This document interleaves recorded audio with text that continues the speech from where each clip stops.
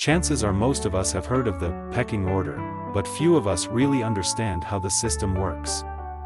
So, in today's video, we're going to dive into what the pecking order is and how to handle it. As humans, we tend to view animal societies as very primitive and crude.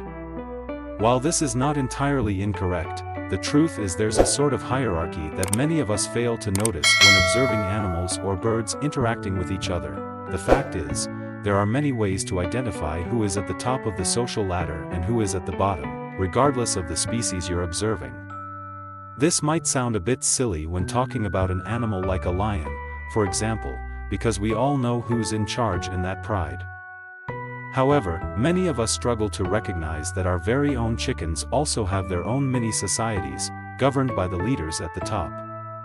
This is what we refer to as the pecking order or the social hierarchy within a flock. Understanding these subtle signs can be fun and interesting, but it can also help you raise a happy and healthy flock of chickens. So, for today, feel free to call us the Chicken Whisperers, as we uncover the secrets of the pecking order in chicken flocks.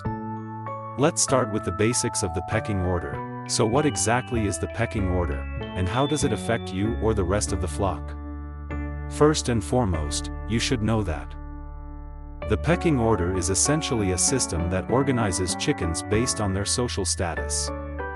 As you may have guessed by now, the higher a bird is on the pecking order, the more advantages it gets compared to those lower down. This hierarchy is often represented as a ladder, with the top spot typically held by the dominant rooster.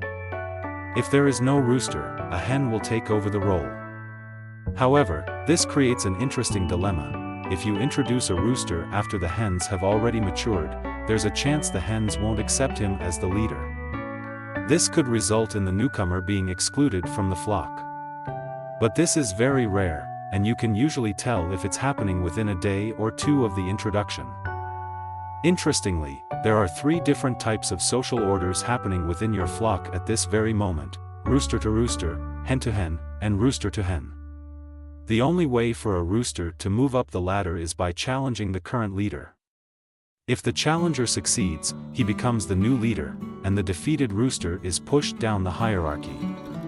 Hens, too, can move up the ladder if the top hen becomes sick or weak, which is a survival mechanism for the flock. Though it may seem harsh, this system ensures that the flock stays strong and able to survive under any circumstances. As a result, the strongest birds will always be the ones leading the group.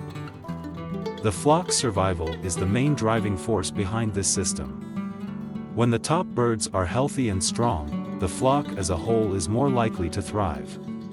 But when a leader weakens, the hierarchy naturally adjusts to ensure the well-being of the group. This behavior may seem a bit brutal, but it's essential for the survival and long-term stability of the flock. It's nature's way of ensuring that the strongest, most capable individuals are in charge, which helps the flock endure challenges and adapt to changes. The strongest birds at the top of the pecking order get the best treatment, while the weaker and sickly ones gradually sink lower, often to the point where they're left to die. An interesting observation is that lower-ranking roosters tend to grow much slower and rarely get the opportunity to mate. This is because they're not permitted to do so by the dominant roosters. The top-ranking hens follow the highest-ranked rooster, and if a lower-end rooster dares to try and mate with a more dominant hen, they're often attacked by the head rooster or cast out from the flock. Since the flock prioritizes health and fitness, it's no surprise that younger, stronger birds quickly climb the ladder, replacing the old and sickly members. However, if a bird tries to skip the natural process of moving up the ladder without the proper displays of dominance, they can expect to be met with pecks, glares, and feather pulling. By around 6 weeks of age, you'll start seeing young birds challenging each other, chest bumping, and flaring their feathers to assert dominance. A quick display of intimidation is often all it takes for the pecking order to be firmly established, and once it's set, it's rarely disturbed. This is why you won't often see fighting among older hens. They've already learned their place within the hierarchy. Occasionally, there's a rooster who tries to challenge the head rooster, but after a swift, corrective action from the leader, things usually settle down quickly. The pecking order is solidified through these interactions, and the balance is maintained. So, why does the pecking order exist in the first place? Interestingly, it's all about ensuring the survival of the fittest. The pecking order often dictates who gets access to the best resources, such as food, water, and dust bathing areas. Depending on their rank, chickens either enjoy free access to these or are left with nothing. Additionally, the hierarchy determines who gets the most comfortable nesting boxes and, of course, the best roosting spots. It's important to note, though, that you'll never see your chickens donning gladiator helmets and charging at each other for dominance in the pecking order. Instead, the order is usually established within a few weeks of the birds growing up together, creating a peaceful, if sometimes competitive, environment. While the pecking order is mostly set, there may still be some occasional jockeying for position, chickens trying to claim a better nesting box or push their way into the dust bathing area first. These skirmishes, however, rarely escalate into full-blown fights. In the grand scheme, the flock tends to live in harmony once the hierarchy is established. But it's not all fun and games at the top of the pecking order. The top birds have additional responsibilities because they are the healthiest and strongest members of the flock. Their role isn't just about enjoying the perks, they're also the protectors of the flock. As the strongest, they need to keep watch for predators, ensuring the safety of the entire group. If danger arises, the top chicken's job is to quickly usher the flock to safety. Beyond that, they are also responsible for locating the best food sources, including finding tasty grubs under fallen logs, which everyone can enjoy. Sure, they might get to feast on those first, but it's all part of maintaining the health and survival of the flock. The top chickens, as they eat, also need to call to the others, signaling that it's time to feed, all while keeping an eye out for predators. This is the usual, or best case, scenario in a healthy flock. Everyone knows their place, and the top chickens are vigilant, making sure no threats can sneak up while they're feeding. It's a well-established rhythm that ensures the safety and well-being of the flock. However, let's consider the worst-case scenario. When we think about the flock we're raising, we usually imagine a peaceful, harmonious group with few, if any, problems. But there is always one nightmare lurking in the back of every farmer's mind: the full-on pecking order assault. As you can probably guess by now, this occurs when a large portion of the lower-ranking hens and roosters begin targeting the higher-ranking members. While this might not seem catastrophic at first, the real danger lies when the older, more experienced hens start getting involved. That's when things get intense. Older birds will not hesitate to attack and will relentlessly peck their opposition to death if necessary. Even though they are older, they often work together, overpowering anything in their way. It's not unheard of for young chickens to be killed off by the older, stronger birds if such a conflict escalates. While this may sound extreme, it's very rare for this to happen. In most cases, for something of this scale to take place, it would mean the entire balance of the flock is off, and you'll usually be able to sense when things are about to go wrong. That's why it's crucial to keep a close eye on your chickens, especially to prevent them from getting too close to one another. If they start crowding into each other's space, they may challenge one another for position, leading to an altercation sooner or later. Now, let's talk about how to introduce new birds to your flock. As mentioned earlier, if birds are raised together, they'll naturally understand their place in the hierarchy. But when you introduce new birds, it can quickly cause tension, as older birds aren't always the friendliest toward newcomers. If you want to add new chickens to your flock, you'll need to do it slowly and carefully. Never introduce fewer than 2 new birds at a time, especially to an already established group. The best way to do this is by using a separation pen. This allows the new birds to be kept apart from the older hens, who would otherwise peck at them constantly.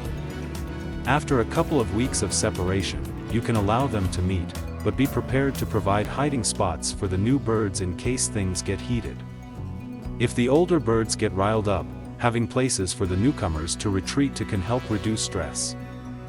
Expect that the new birds will still receive some angry pecks, but remember, unless there's blood drawn, it's best not to intervene. The more they peck each other, the less likely they are to injure one another. Often, this behavior is more about establishing boundaries or simply pushing the newcomers around. However, if you step in every time they engage, it can make things worse, causing the older birds to become more violent when they see an opportunity. Now, let's look at how to handle sick or injured birds. As we've discussed before, chickens often ostracize sick or injured birds from the resources they need to recover. It becomes your responsibility to step in and help, as the rest of the flock won't be there for them. In fact, in some cases, the flock might even end up killing sick or injured birds because they're taking up valuable space and resources that could be used by healthier members. However, you can also use this situation to your advantage.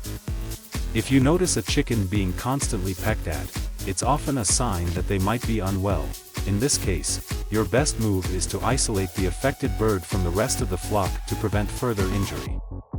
Place her in a large crate where you can assess the damage and check for any health issues. It's important not to release her until she has fully recovered. If you send her back to the flock too soon, she will likely be attacked again, leading to a cycle of injuries and setbacks. You can also use a separate pen to keep her isolated while she heals, making sure she's ready to rejoin the flock when she's fully fit. Popular breeds and their pecking order tendencies. There are a wide variety of chicken breeds, and many of them have certain tendencies when it comes to hierarchical positions within a flock. While it's not a guarantee, certain breeds are more likely to take on specific roles in the pecking order. For example, the lower-ranking birds often tend to be the more submissive breeds. These behaviors may vary from flock to flock, but understanding these tendencies can give you insight into how the social dynamics might play out. Here are some breeds that often fall into different spots in the pecking order: the silky chicken, the Cochin chicken, the Faverolles chicken, the Polish chicken, and the Orpington chicken. These breeds are generally known for their gentle and friendly nature. They rarely engage in aggressive behavior, and when they do, their actions typically don't cause enough harm to warrant intervention. Among them, Polish chickens tend to be the most vulnerable in the pecking order, especially if you have more assertive breeds higher up the ladder. Moving to the middle of the order, we have breeds like the Delaware chicken, the Barnevelda chicken, and the Brahma chicken. These birds are known for their easygoing nature, but their size and strength often place them in the middle of the pecking order. While they have the potential to challenge others, they rarely attempt to dominate the flock. The top birds, typically much larger and more dominant, usually stay far ahead in the hierarchy.